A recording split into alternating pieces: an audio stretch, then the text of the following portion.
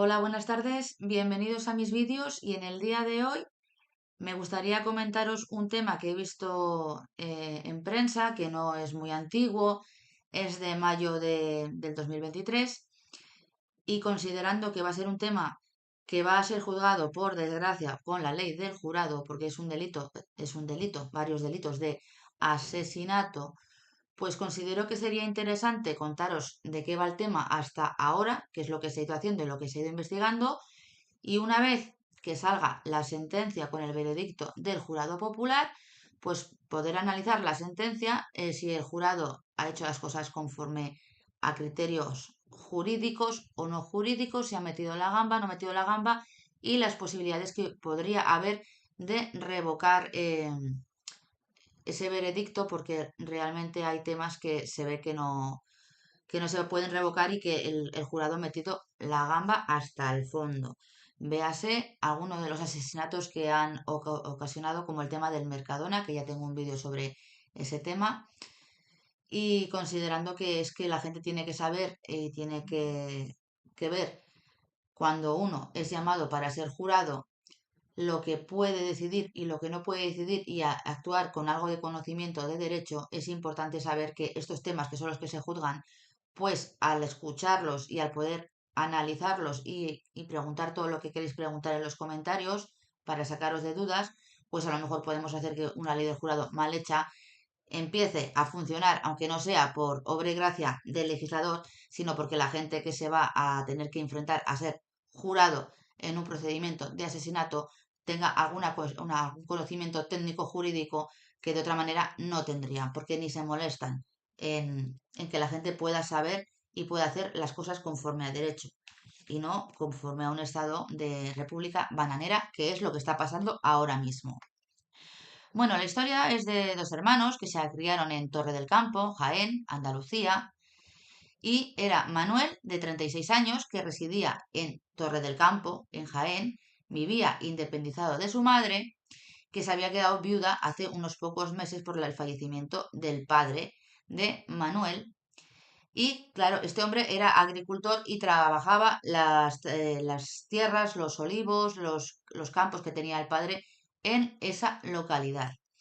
En esa familia también había una hermana que se llamaba Rosario,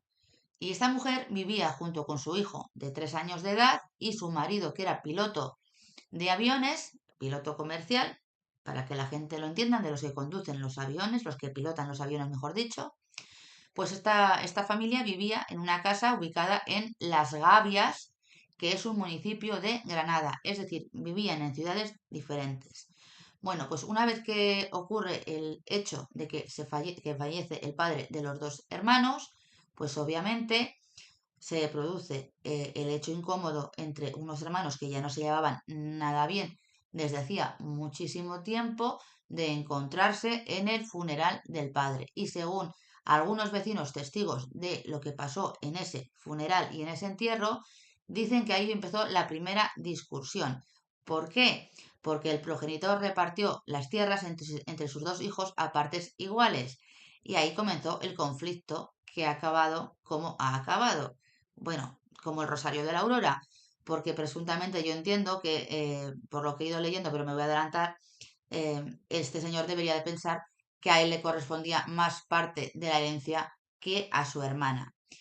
Bueno, los hechos que dieron lugar a la investigación y a abrir diligencias y a detener a este señor ocurrieron a primera hora de la mañana del 27 de mayo del 2023, perdón, porque así os digo yo, si ahora está enjuiciándose y estará pendiente de juicio, ahora contamos la historia y podemos hacer un seguimiento sobre este caso. Primero lo que hay hasta ahora y luego lo que resulte del procedimiento judicial. Bueno, pues el 27 de mayo, en ese momento, se encontraba Rosario, que estaba embarazada de 8 meses, junto a su hijo de 3 años, y el padre de la criatura y el marido de Rosario no estaba en ese momento porque estaba volando, tenía una jornada laboral y un viaje que hacer como piloto de aviones. Entonces, estaba fuera de Granada, no iba a estar en el domicilio y este hecho era sabido por determinadas personas que a continuación ya se verá, ya os podéis imaginar quién sabía que no iba a estar en casa el marido y que iba a estar sola una persona embarazada de 8 meses con la movilidad reducida y un niño de 3 años. Ya os lo iréis imaginando, ¿no? Bueno,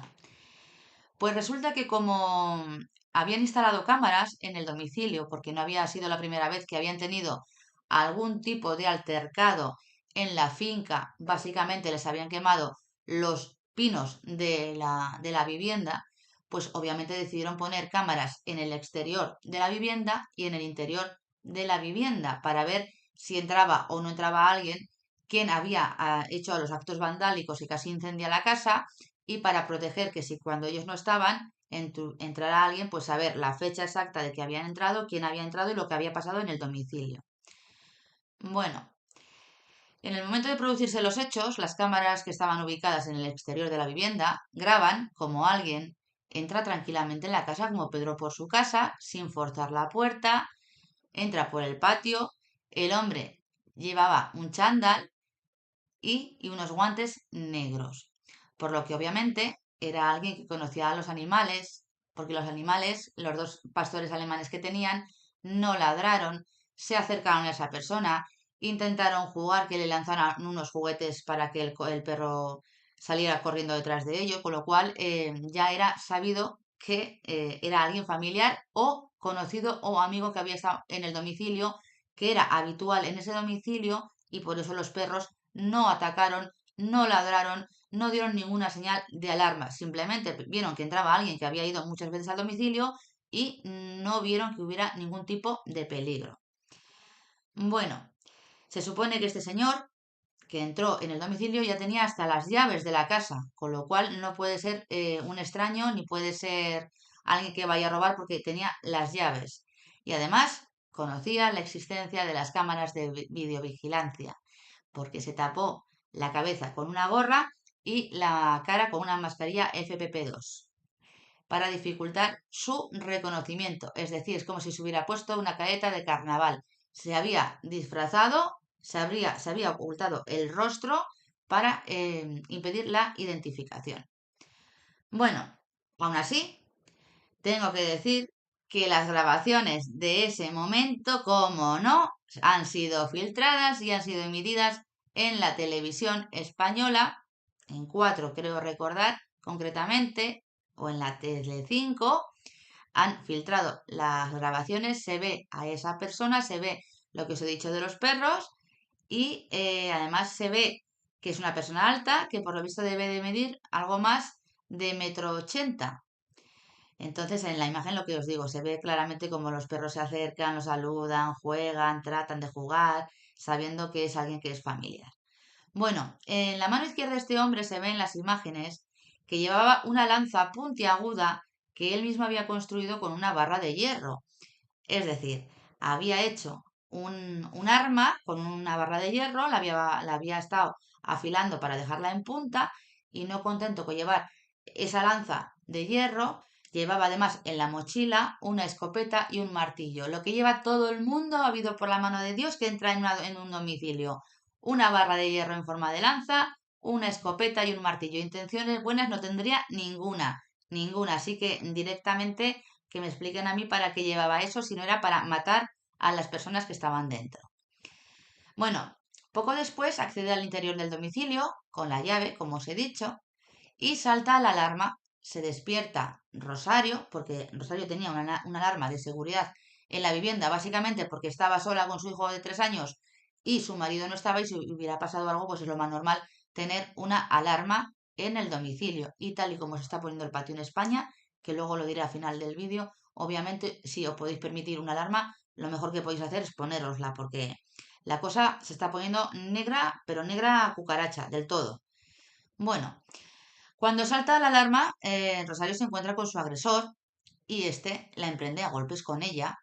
procediendo a arrastrarla a Rosario, que ya hemos dicho que estaba embarazada de 8 meses, y la movilidad de una mujer de 8 meses, embarazada de 8 meses, no es como una persona que no está embarazada de tanto tiempo de gestación. Le cuesta moverse y encima ha recibido golpes. Bueno, pues la coge, la arrastra hasta la habitación donde duerme su hijo de 3 años, que se había despertado por los gritos de su madre. Y entonces coge este agresor, al parecer, arrincona al niño de 3 años en una esquina, el niño pidiendo auxilio, y consigue matar al niño con la barra de hierro que había hecho en forma de lanza. Y en ese momento ella le está rogando, la madre le está rogando que no lo haga, no lo haga, y esto está grabado por las cámaras de vigilancia del domicilio. Bueno, posteriormente el asesino golpea a Rosario, la mata, la golpea, le clava la lanza, la barra, en el abdomen, con lo cual le produce la muerte del feto que lleva en el vientre, porque todavía no es un niño, no ha nacido, pero tiene determinados derechos. Pues mata al niño y, no contento con ello, porque la mujer estaba ya malherida en el suelo, la remata en el suelo dándole varios golpes con la lanza. Bueno, antes de irse, como no le había parecido poco lo que había hecho este señor, pues cogió los cadáveres de estas dos personas, de la mujer embarazada y del menor de 3 años, los puso en un colchón,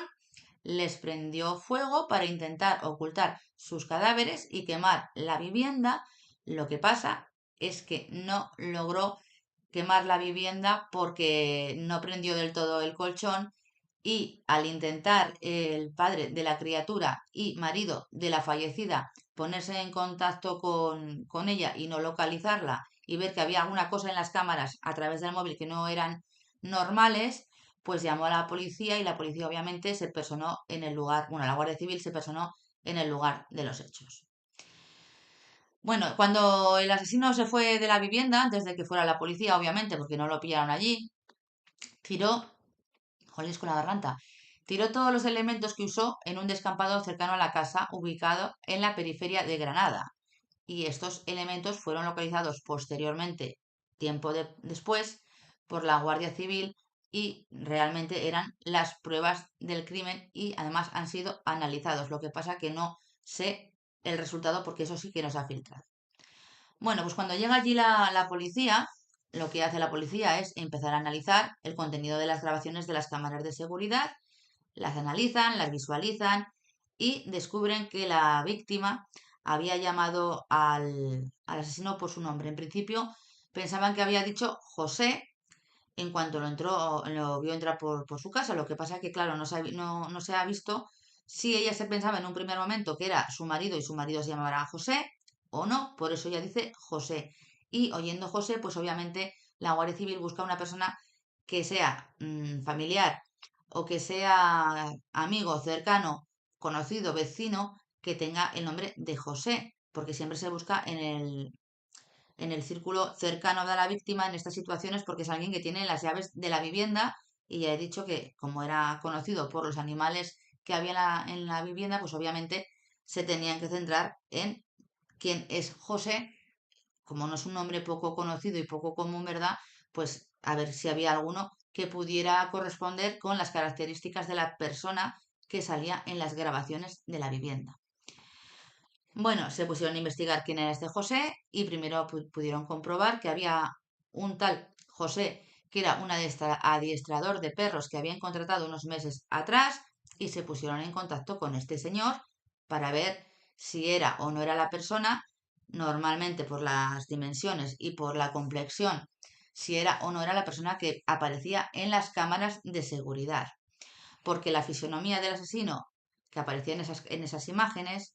coincidía con las del adiestrador de perros, al que localizaron sin ningún tipo de problema, y además colaboró en la investigación.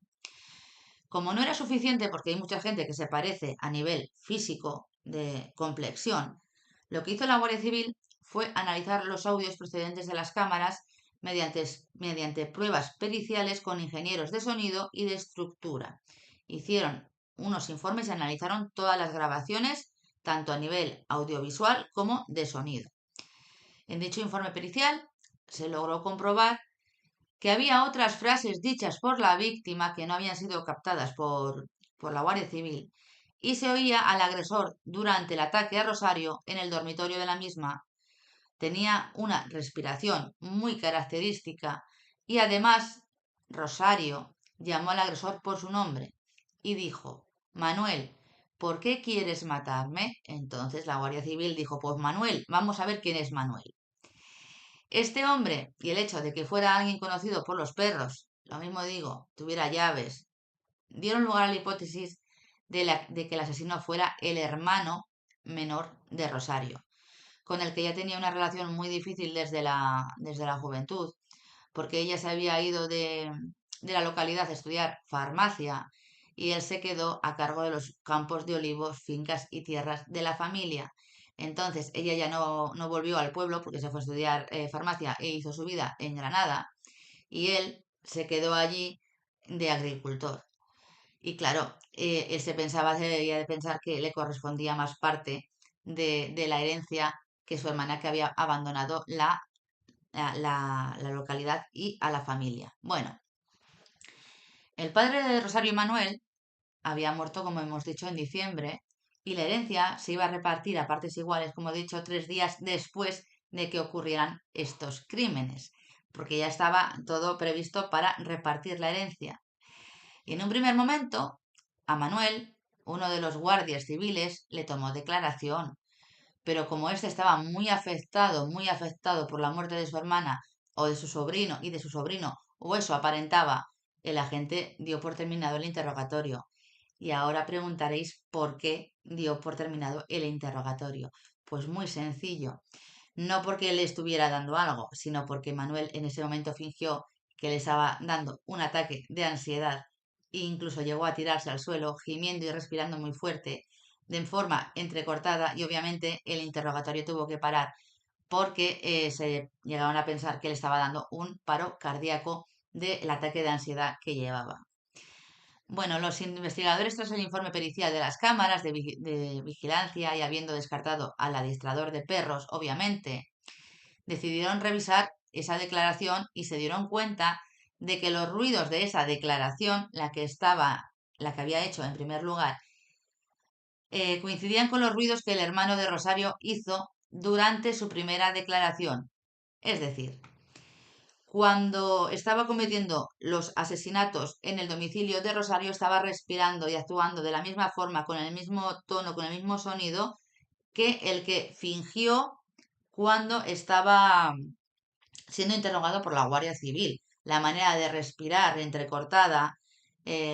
todo lo que había hecho en la primera declaración ante la Guardia Civil, pudieron ver que correspondía con las imágenes de las cámaras de vigilancia del domicilio. Entonces, con todo esto, la Guardia Civil ya sabía quién había sido el presunto asesino, pero obviamente tendrían que buscar pruebas porque con eso no valía. Entonces, la Guardia Civil procedió a reconstruir los pasos de Manuel el día 27, desde por la mañana hasta por la noche, y vieron que ese día, cruzando los datos con las cámaras de tráfico, vieron que la cámara que hay cerca de las gavias, que tiene un radar, había grabado a Manuel mientras conducía su coche en dirección a casa de su hermana. Y esa misma cámara detectó también al hombre minutos después del crimen conduciendo de regreso a su casa, iba a su casa, se fue a casa de su hermana, la mató a su sobrino y después se fue a su casa como tan ancho. Bueno, cuando la Guardia Civil volvió a citar a Manuel, el hombre acudió convencido de que solo querían que terminara la declaración que había dejado a medias, y por eso, cuando los agentes le ponen delante todo lo que tienen, el hermano de Rosario vuelve a fingir. Es decir, hace otra vez el paripé de que se está poniendo malo. Bueno, pero es que en esta ocasión este hombre no quería ir, decía que tenía el coche estropeado, que no podía ir, y entonces la madre de la víctima y de él, la madre de la víctima y de este señor, dijo que sí que iban a ir, que iba a ir con ella, y fueron en un taxi, porque claro, estaba averiado. Y esto lo hizo el señor porque resulta que no quería dar pruebas a los investigadores, porque no quería que fuera inspeccionada la furgoneta en busca de pruebas, y obviamente eso con posterioridad se analizó por parte de la Guardia Civil. Se analizó la furgoneta sí o sí, fue una de las cosas que primero se va a analizar, el vehículo del sospechoso. Bueno, durante el interrogatorio, que fueron durante muchísimas horas, porque claro, si finges que tienes que parar porque el otro finge, porque estás nervioso, porque pues no quieres declarar, pues la policía o la Guardia Civil obviamente va a parar, pero va a seguir interrogándote posteriormente, porque esto de fingir es que esto no es muy normal. Pero bueno, Bueno, los agentes que se encargaban del caso terminaron el interrogatorio y finalmente Manuel confesó los asesinatos. Se desplomó, se vino abajo y confesó que había sido él. Las diligencias de la Guardia Civil apuntan que desde hace años esa relación entre los hermanos era mala y además sospechaban ya de que el contenido, el móvil del crimen era la herencia. Había sido problemas por la herencia. Era un móvil económico, era la avaricia de una persona que pensaba que le correspondían más parte de la herencia por haber estado cultivando las tierras que su hermana que se había ido afuera a hacer su vida, a tener una carrera y una salida profesional, con lo cual él consideraba que a su hermana no le correspondía nada y él se lo quería quedar todo o prácticamente todo. Bueno, entonces con toda esta información y todo lo recabado, el equipo de inspección ocular, desplazado desde Madrid, busca por el descampado cercano a la vivienda de Rosario las herramientas donde supuestamente había tirado las armas del crimen el autor confeso de la Guardia Civil, presunto autor confeso, porque lo había confesado. La lanza de hierro artesanal y todos los demás objetos, como un mechero con el que prendió el colchón donde dejó los cadáveres cubiertos por una manta. También registran el vehículo utilizado por el sospechoso, como os he dicho, y grabado por las cámaras en la urbanización. Es decir, no solamente es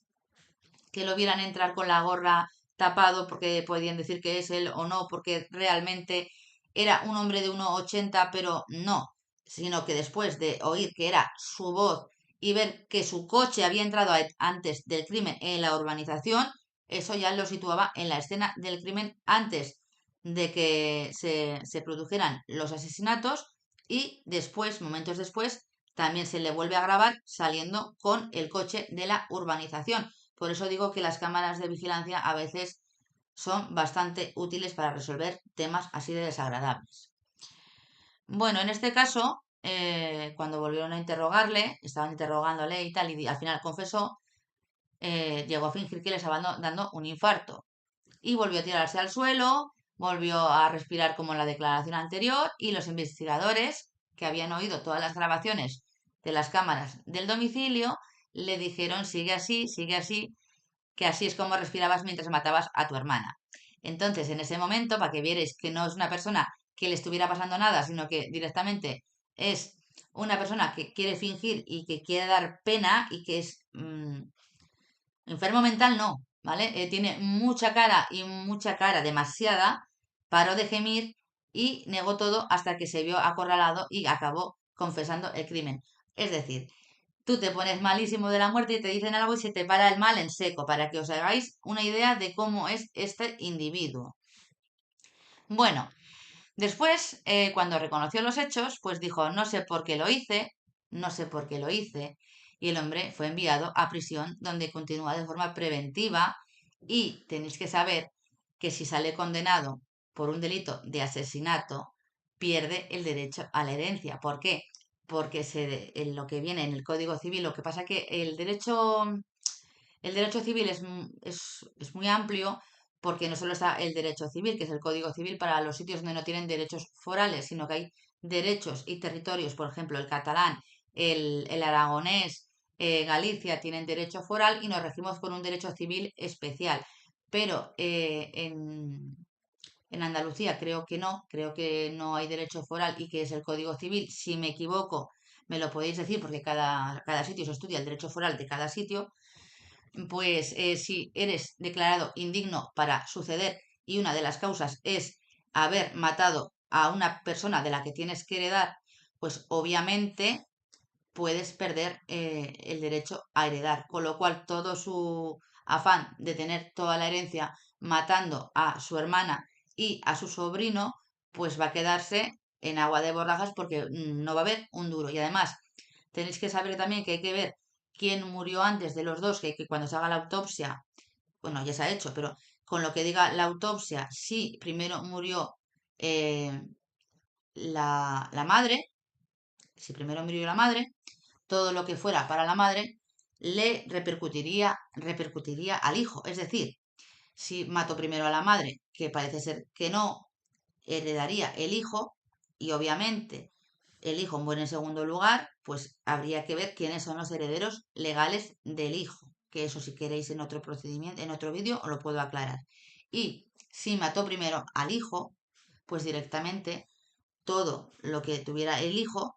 pasaría a la madre y al matar a la madre efectivamente tendría que pasar a los herederos legales forzosos, en este caso si no hay testamento, como el marido no hereda, serían los padres o los hermanos. Pero bueno, eso es para que lo sepáis, que cuando una persona la declaran indigna para suceder, es muy probable que se quede sin un puñetero duro de la herencia, porque eso ahora pasará directamente a la abuela de la víctima, es decir, a la madre del asesino y de la asesinada. O sea, vuelve todo otra vez a su origen, a la mitad. Entonces, el hombre reconoce que tenía consigo las llaves de la casa de la víctima, que había planeado a la perfección cómo iba a cometer el crimen, que sabía que el marido no iba a estar porque iba a estar de viaje en funciones laborales y dice que yo nunca las había usado, se refiere a las llaves. No sabe si abrirían o no, así que cogió una barra metálica en punta porque si había cambiado la cerradura, metería la punta de la barra y la forzaría. Esto es decir, que iba con la obsesión y con la idea prefijada de acabar con la vida de todo lo que se pusiera por delante. Esta es parte de la confesión ante el juez con la que deja clara su intención de matar a los familiares, que también se ha filtrado. Bueno, la versión del presunto autor de los hechos es que yo llevaba el demonio dentro. Y aquí ya empezamos. No era consciente de mis actos, no me reconozco. Dice que cuando logró entrar en la vivienda y saltó la alarma, Rosario, la víctima, se despertó y su hermano no dudó en agredirla violentamente. Vi al demonio también dentro de mi hermana y la golpeé. Bueno, pues eso es lo que os he dicho. Los gritos despertaron al menor y entonces este señor pues también lo golpeó hasta acabar con su vida. Fue a la habitación, estaba en la cama despierto y lo maté con la barra. Eso es lo que ha declarado este señor. Bueno, a pesar de que el hombre, ya os he dicho, que trató de ocultar su rostro, fue reconocido por su propia madre en la grabación de las cámaras de seguridad que la víctima, es decir, su otra hija, tenía instaladas en la vivienda. Yo no me quiero poner en el lugar de esa madre, por el amor de Dios, que tenga que ver que la persona que ha matado a su hija es su otro hijo, es que tiene que estar la mujer destrozada y más después de perder a su marido unos meses antes. Pero es que vamos, de verdad, esto yo creo que la mujer estará destrozada y que no va a levantar cabeza y si no se va para el otro barrio del disgusto, ni bien ni mal. Lo que sí que tendría que hacer es, pues obviamente, cambiar el testamento y no dejarle ni un puñetero duro a este desgraciado energúmeno de pacotilla, por no decir la palabra, porque realmente esto es una auténtica burrada y barbaridad. Y que luego encima me diga que es que, no, es que yo oía al demonio y vi al demonio en mi hermana, el demonio. Tú lo que viste fue un fajo de billetes andante, dijiste, me la quito del medio y todo es para mí. Porque si mato a mi hermana y no mato a mi sobrino, todo lo que vaya para mi hermana va a ir directamente a mi sobrino, que es el heredero forzoso de mi hermana, con lo cual los mato a los dos y todo lo que es de mi padre me lo quedo para mí mismo, mismamente, que es mi opinión. Bueno, entonces, después de cometer el triple asesinato, ese día, que era sábado, volvió a su casa tranquilamente el presunto asesino a Torre del Campo, que además allí es conocido por trabajar en la agricultura, está casado y además tiene un hijo de la misma edad que su sobrino de 3 años. Es decir, ha matado a una persona que tiene la misma edad que su hijo, a sangre fría y sin temblarle el pulso. En esa localidad también vive la madre y la localidad están destrozados. Bueno, pues los agentes de policía judicial de la comandancia obviamente hicieron una reconstrucción de los hechos del crimen en el chalet que está en la urbanización Los Chocos de Gavias. Y en ese momento, Manuel, que era el presunto responsable de los asesinatos, respondía en todo momento con monosílabos sí, no, era poco colaborador, no tenía un ápice de arrepentimiento, estaba todo el rato bajo la mascarilla que había cubierto su rostro, no se fuera a contagiar de algo, que fuera humanidad, por ejemplo. Y entonces, pues cogieron y obviamente a ese señor lo metieron en prisión provisional porque son dos asesinatos. Pero antes tenéis que saber que antes de que lo metieran en prisión, durante la reconstrucción,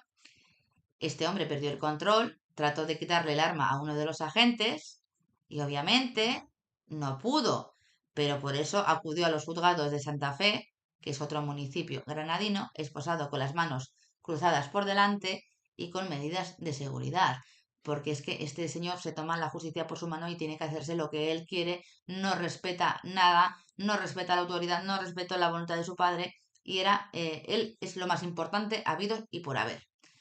Bueno, pues el hombre, claro, fue encarcelado en prisión provisional en la cárcel de Albolote, no sé si lo he dicho bien, y está siendo vigilado por un preso, que se pone un preso que es un preso sombra, un reo sombra, para intentar que te amoldes a la cárcel en las primeras semanas y evitar que puedas hacer algo que vaya contra tu integridad física y tu existencia vital, que empieza por S y acaba por O, porque se dan muchos, con lo cual se aplica un protocolo de anti-suicidio, Dios, para que lo entendáis. Bueno, al hombre se le acusa de un doble asesinato, de un delito de aborto y además las penas, según algunos especialistas, serían de 40 años o más de 40 años, pero realmente yo lo que considero es que aquí tendría que aplicarse la prisión permanente revisable precisamente. ¿Por qué? Porque ha matado a un menor de edad, es decir, a un niño de 3 años, y si no se diera por esa circunstancia, ya solamente con eso, directamente es la prisión permanente revisable. Pero al haber matado a dos personas, cuando una persona mata a dos o más personas, directamente se le pone la pena de prisión permanente revisable. Y además,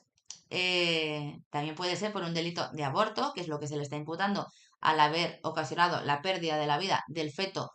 que realmente no es que no sea un niño, pero tiene ciertos derechos. Entonces el aborto está penado a no ser que estés dentro de las causas y de los tipos que están permitidos por la legislación, porque la mujer lo hace voluntariamente en un centro médico, ¿vale? No es de esas que te tomas algunas pastillas y luego pasa lo que pasa. Hay una ley de aborto que realmente permite abortar con determinadas semanas, no ahora ya no es el supuesto de los 3 supuestos que había anteriormente. Hay un aborto, tú puedes abortar, tienes el pleno derecho, pero si tú quieres tener al niño no hay nadie que te pueda obligar a no tenerlo. Y si a ti te provocan un aborto es un delito porque no hay consentimiento para quitar la vida al ser que llevas dentro, una persona ajeno a la persona que está gestando, para que me entiendan.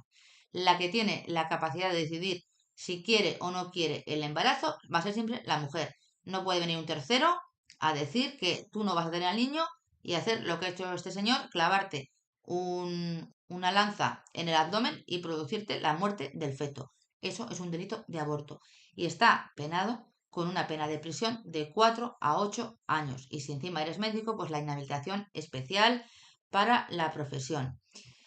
Y hasta aquí el vídeo de hoy. Quiero que me dejéis en comentarios qué es lo que pensáis de este tema. Realmente que se hagan pasar por loco y que piensen que este loco,